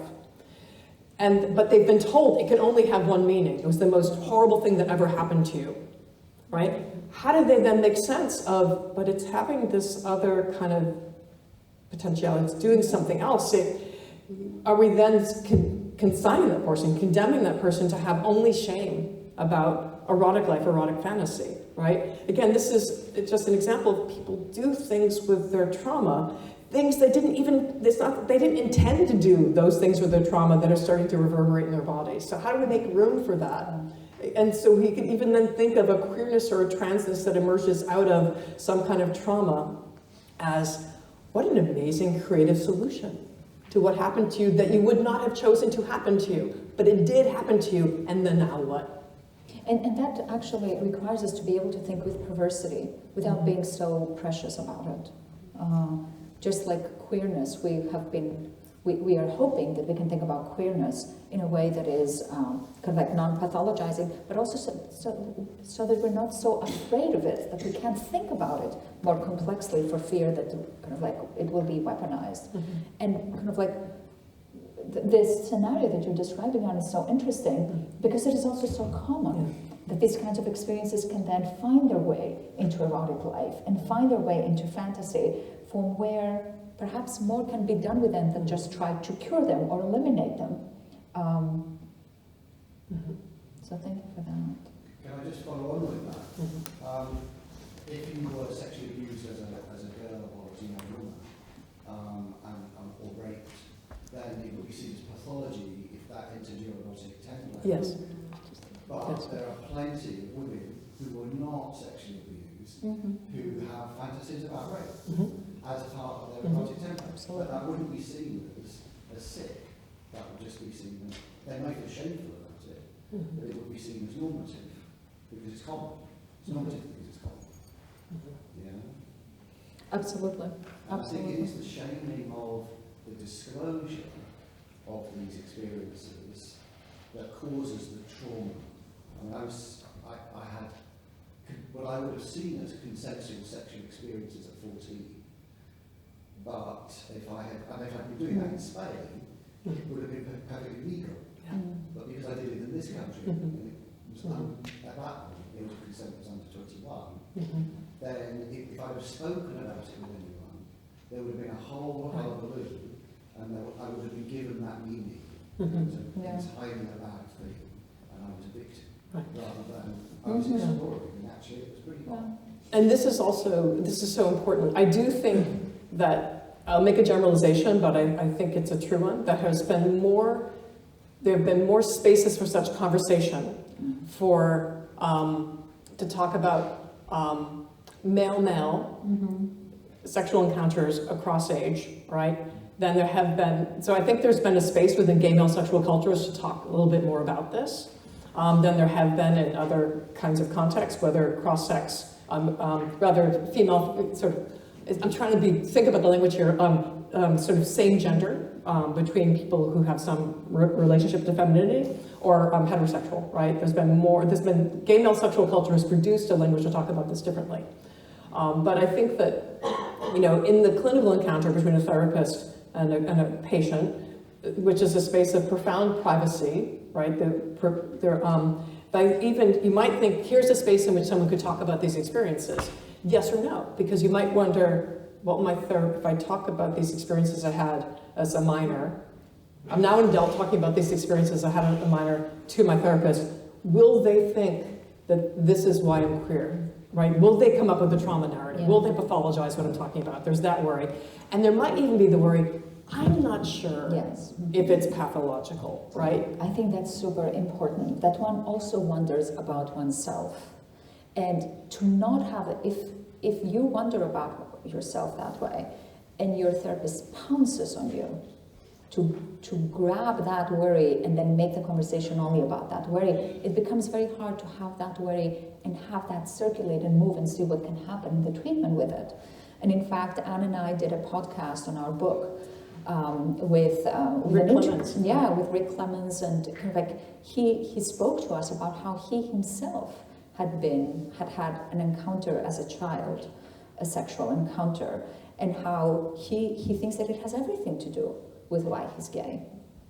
And he was speaking about it from this perspective that it's actually not spoken about out loud, for the same reasons that we're worried to talk about how kind of like new translational codes enlarge the possibilities of gender, because it's going to be conflated with contagion. That if you say it out loud, kind of like conservatives are going to be like, see, that's what we've been saying all along. And we need to be able to say, there is a way in which that's true, even though not in the way that it's done, and not with the projected outcomes or therapeutic end goals that it imagines. And I guess in some ways, like one of the messages in our book is we want to encourage other clinicians who are thinking, who are queer or minority identified, and who are thinking with queerness, to be bolder in our theorizing, and to not be afraid to speak complexly about things that we speak about in our communities, and we know so much how to think about these things in queer communities. These are not new conversations by any means. We give like a theoretical kind of like heft to conversations that have been happening in queer communities for some time. And we want to embolden clinicians and thinkers to go in those directions. It's also a psychoanalysis to be remade, to become capacious, has to be engaging with discourses, whether popular, like vernacular discourses, or sort of like academic languages from outside itself. It needs to be, it needs to let itself be changed and transformed and broken and remade by its encounters with, queer of color critique. It can't just pick and choose, oh, this concept seems to work, let's just plug it into what we think we already know. Because there are rich resources to remake psychoanalysis, but it has to, these energies also have to come in from the outside. Any more questions? Gina?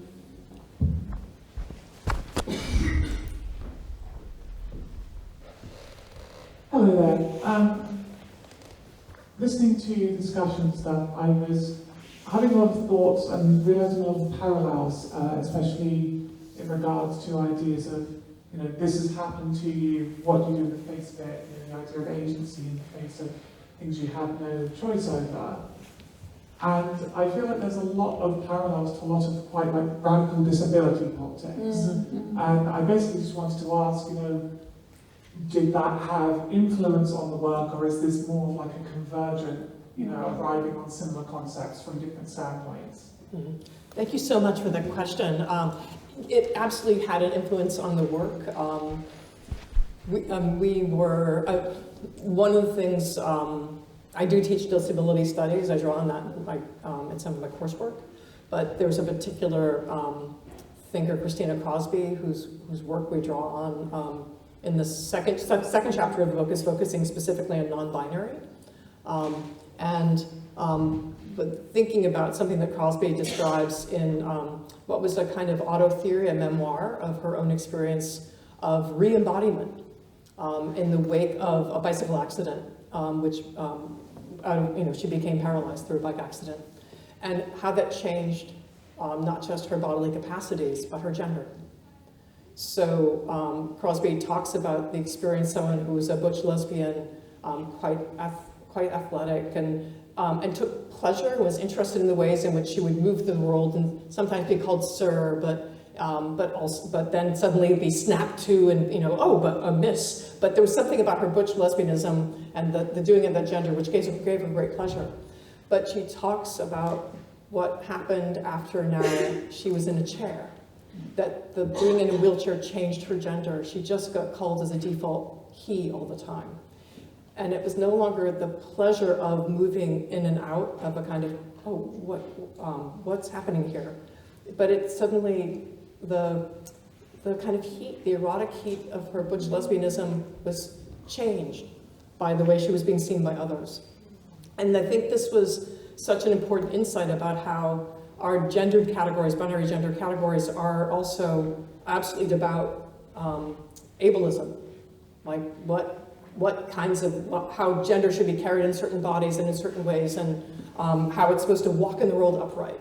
So that certainly is something we were thinking about and thinking with in the book. And there's so much more work to be done at those intersections, and sort of thinking with questions of bodily capacity. What do we understand the normative body to be like and feel like, and how gender gets made that way.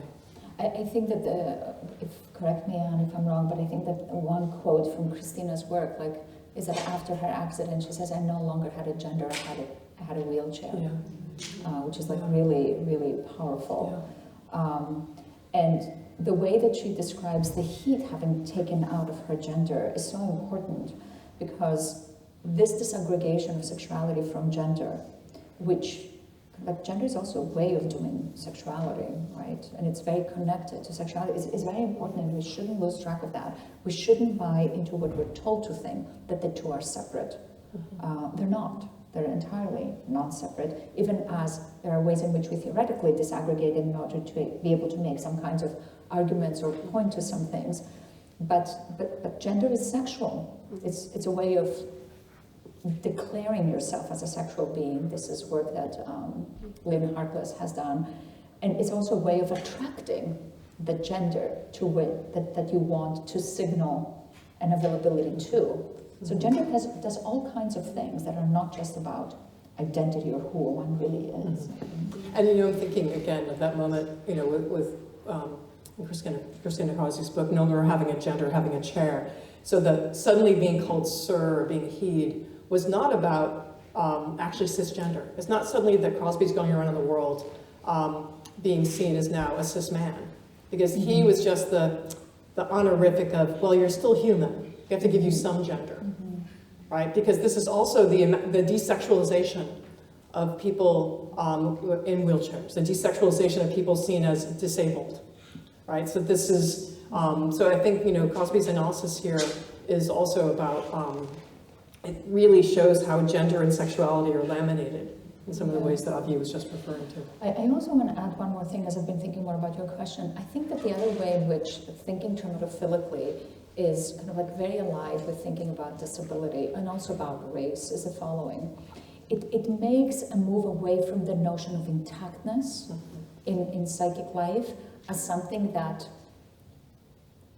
as the ideal that we should all strive for, and that some people are deprived of, but nevertheless have to be restored to. And if you think about it, this notion that a subject is intact until it's broken, which is not the Laplanchian model, right? For Laplanche, we start out in this brokenness. This idea that a subject starts out intact until it's broken, I think is also very allied to the logic, to the mythology of whiteness. Because which is a racial category that is not just unbroken, but deserves to be unbroken. And when broken by, say, affirmative action, then requires restitution by a leveling of the playing field.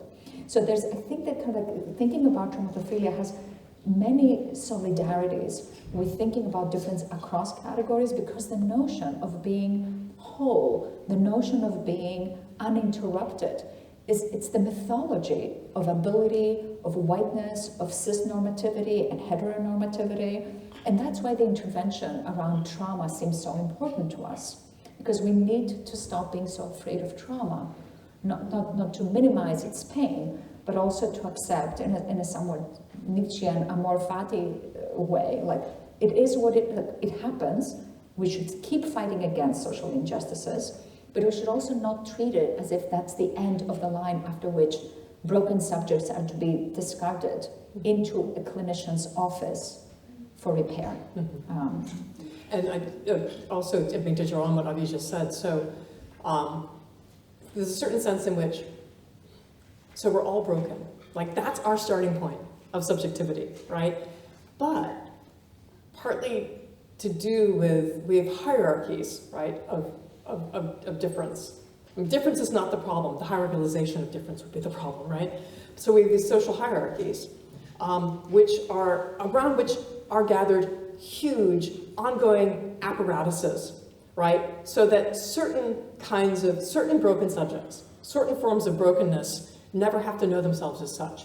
You have whole apparatuses set up to secure white, able-bodied, hetero, masculine, Christian subjects, right? So that in some sense, special social programs are set up to prop up these bodies so they never have to experience the precariousness of what it is to be a human, right? So we give Marxist accounts of this, right? So that some subjects get to walk around in the world as if they're not broken. And I'll say walk, and I'll mean that actually literally, not just as a metaphor. The landscape, again, literally, the landscape of the world is set up so that if you can walk around on 2 feet, you're good to go. As we age, that becomes less easy for many of us, right? But think of universal design, which would have curb cuts, right? Universal design of the curb cuts for a wheelchair helps many people, right? Maybe you're with a shopping cart, right? Maybe you're taking a wheelie bag through the streets, right? But those are seen as the special things you do for people in chairs, right? But so again, the world is set up for some bodies to get to walk around as if they're just intact. And then this is when what's so shocking is as the social starts to change, so that some humans previously set aside have a little bit more room. Now it's the shock for the dominant subjects, like, wait a minute, I have to share, right? What's happened? What about me? This in some sense is the late arriving brokenness that they had at the beginning, but they never had to experience or were insulated from having to experience quite so sharply. I hope that makes sense, what I'm describing. You know, this is so great. You see how much this question is opening up, and thank you for asking it. Implicit in what we're saying, and the reason why we're not talking about inclusion, even as inclusion is important, is because implicit in this notion of traumatophilia is also a pushback against the rhetoric of repair and of healing, which is so powerful in our training and which has been kind of like drilled into us, and it's very hard to get rid of as clinicians, those of us who are clinically trained. The whole notion of repair is repair, the whole notion is healing. And I was having a really interesting conversation recently with a professional dominatrix who was interviewing me about my book, and she pointed something out which I hadn't thought of before, which I thought was really interesting. She was talking about how she feels that this notion of not moving towards repair, but about what happens in the aftermath of something is actually quite, it sounded to her like it would work very well with thinking with abolitionist politics, right? Kind of like justice that is not about redress, but about what happens when communities stay together to address the harm that was done without diminishing it, but also without turning to the carceral state to administer justice and injustice, violations of consent, the traumatization of subjects. So I think that traumatophilia has this capacity to go in so many different directions, and if we just take it in the direction of we shouldn't be trying to cure trans people, which we shouldn't, we are actually, we would miss the really radical possibilities that your question about the Oedipus complex and capitalism and decolonization opens up, and what your question about disability justice opens up. Like it's really exploding in so many spheres. Thank you for that. I'm aware of time. We're at 3:10. Are we okay to go on for a little longer? Yes, if you're happy. People okay too? I think there was another hand here.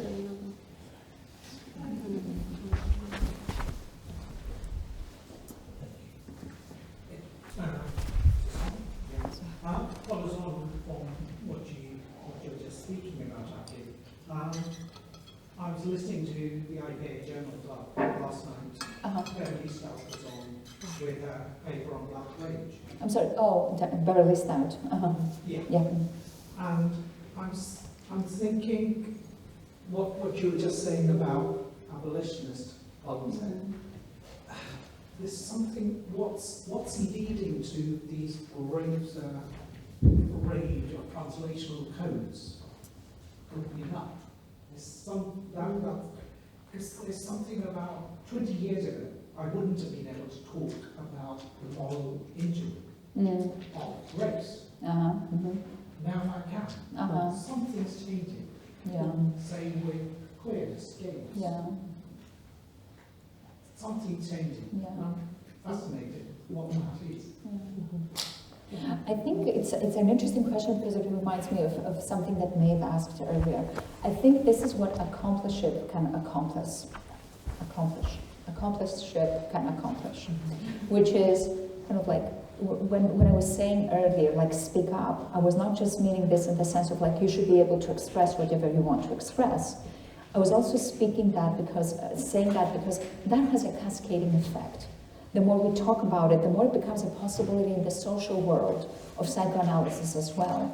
The more people you have, this is something actually that Lara Shiha, our colleague, who has been extremely powerful speaker for Palestine, and who has been treated terribly by psychoanalysis on account of that, has really made extremely crisp, which is that even as she has been targeted and abused by psychoanalytic institutions, what she has been able to show many of us by speaking so clearly and so unapologetically and without equivocation is that this is possible. And that makes all the difference, to know that you can be in spaces where you can advocate for what you think and not push back, especially when people say to you, yeah, but don't you think, when you don't give in to the effort to pluralize everything, well, you have my opinion and I have my opinion. As I said, difference of opinion, absolutely, but not when it comes to human rights. So from that perspective, I think that the more of it there is, the more of it the more of it there will be. And we also have to pay attention, this is very, I feel very strongly about this, to the difference between how we talk about things and what we're willing to do.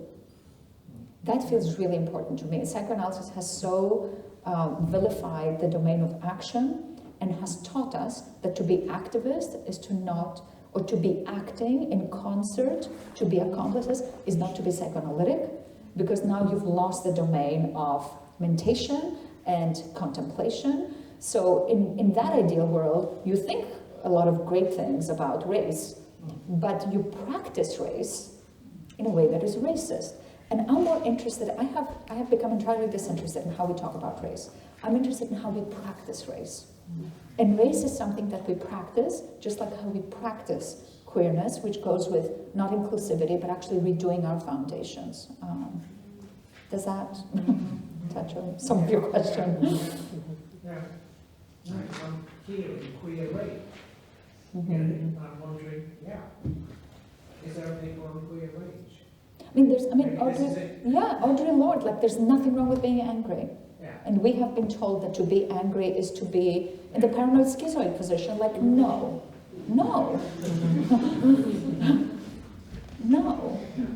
I mean, this is psychoanalysis doing politics, but acting as if it's doing therapeutics. And it's not the job of people who are angry to make those who receive their anger feel better. This is part of the point of your Lord's uses of anger, right?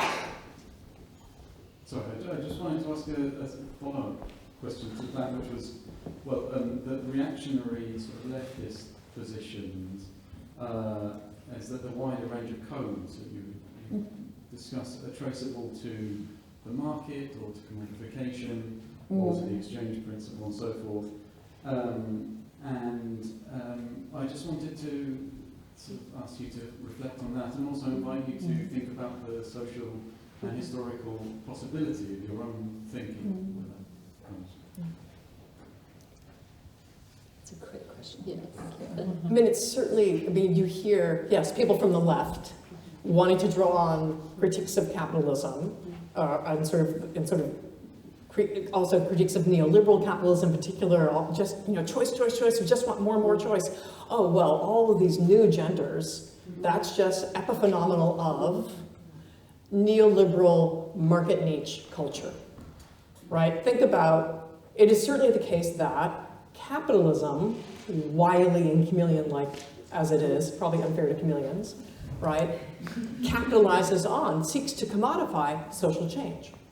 So think about the drop-down menu in Facebook, which has like 60 plus gender possibilities, right? This is Facebook. This is not because Facebook is at the cutting edge of gender. Woo-woo! Facebook's like, how do we commodify, ding, ding, ding, make money off ongoing transformations in the lived experience of gender and the politics of gender, right? So here I would say that capitalism, which I'm personifying, is playing catch-up to these transformations. So the new mutations, the transmutations in gender, are not caused by capitalism. They are a convergence with transformations in it, and companies try to make money off it.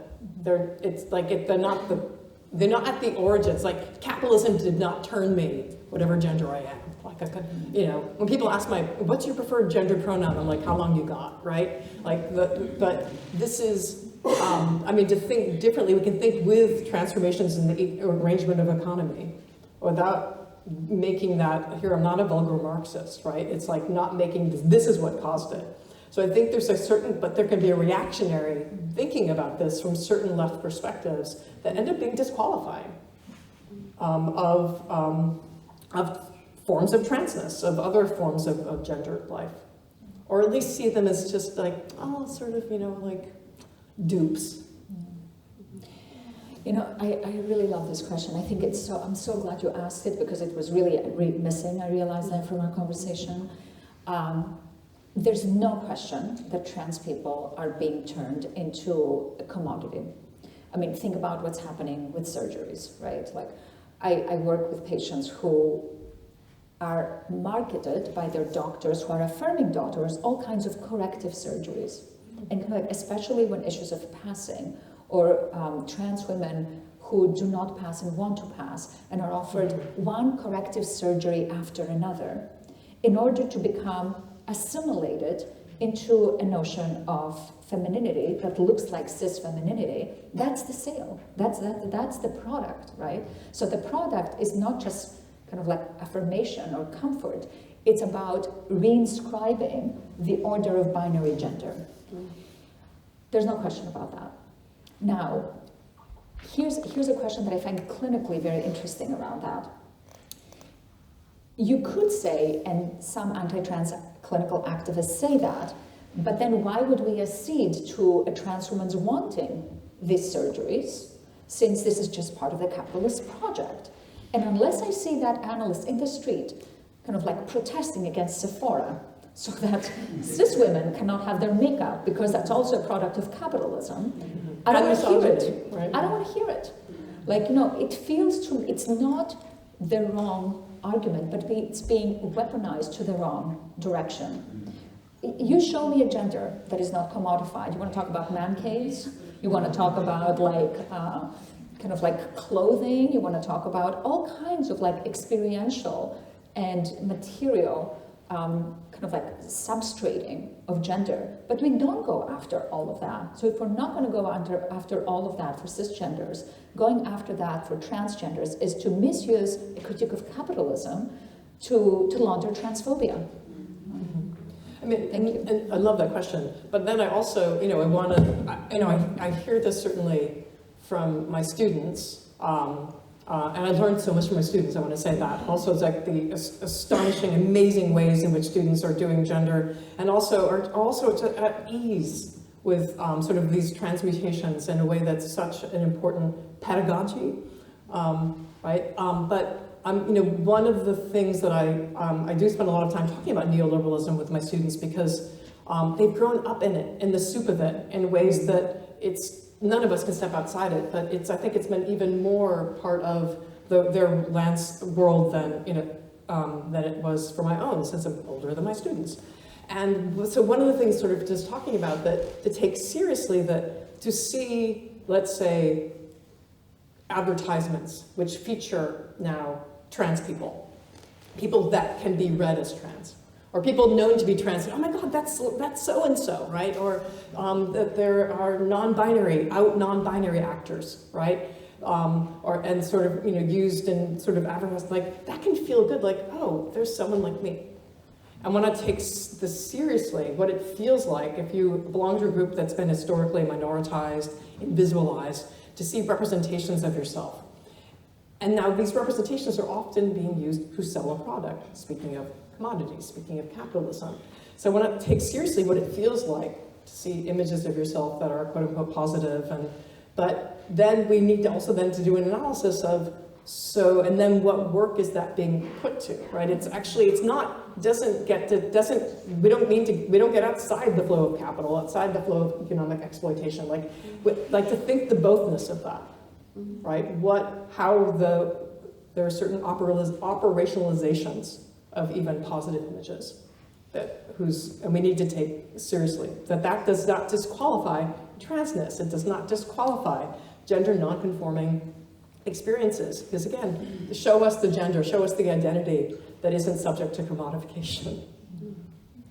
If I may, I wanted to come back to your question that you asked earlier about Black rage, because I've been thinking about it.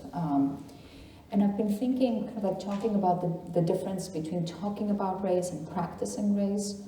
I also want to think about the difference of talking about Black rage and what happens when somebody practices rage in the psychoanalytic community. I think that's a better way of describing how I understand what happened with Lara Shiha. Because Lara Shiha, some of you may know this story and some of you may not, but the very short, broken down version of this is that she was an extremely powerful, brilliant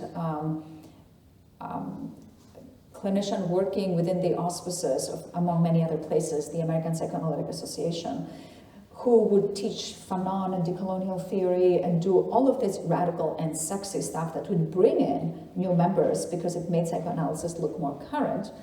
And she was also having, as some of us do, a very active life on social media, being pro-Palestine, saying things like, fuck the settler colony. And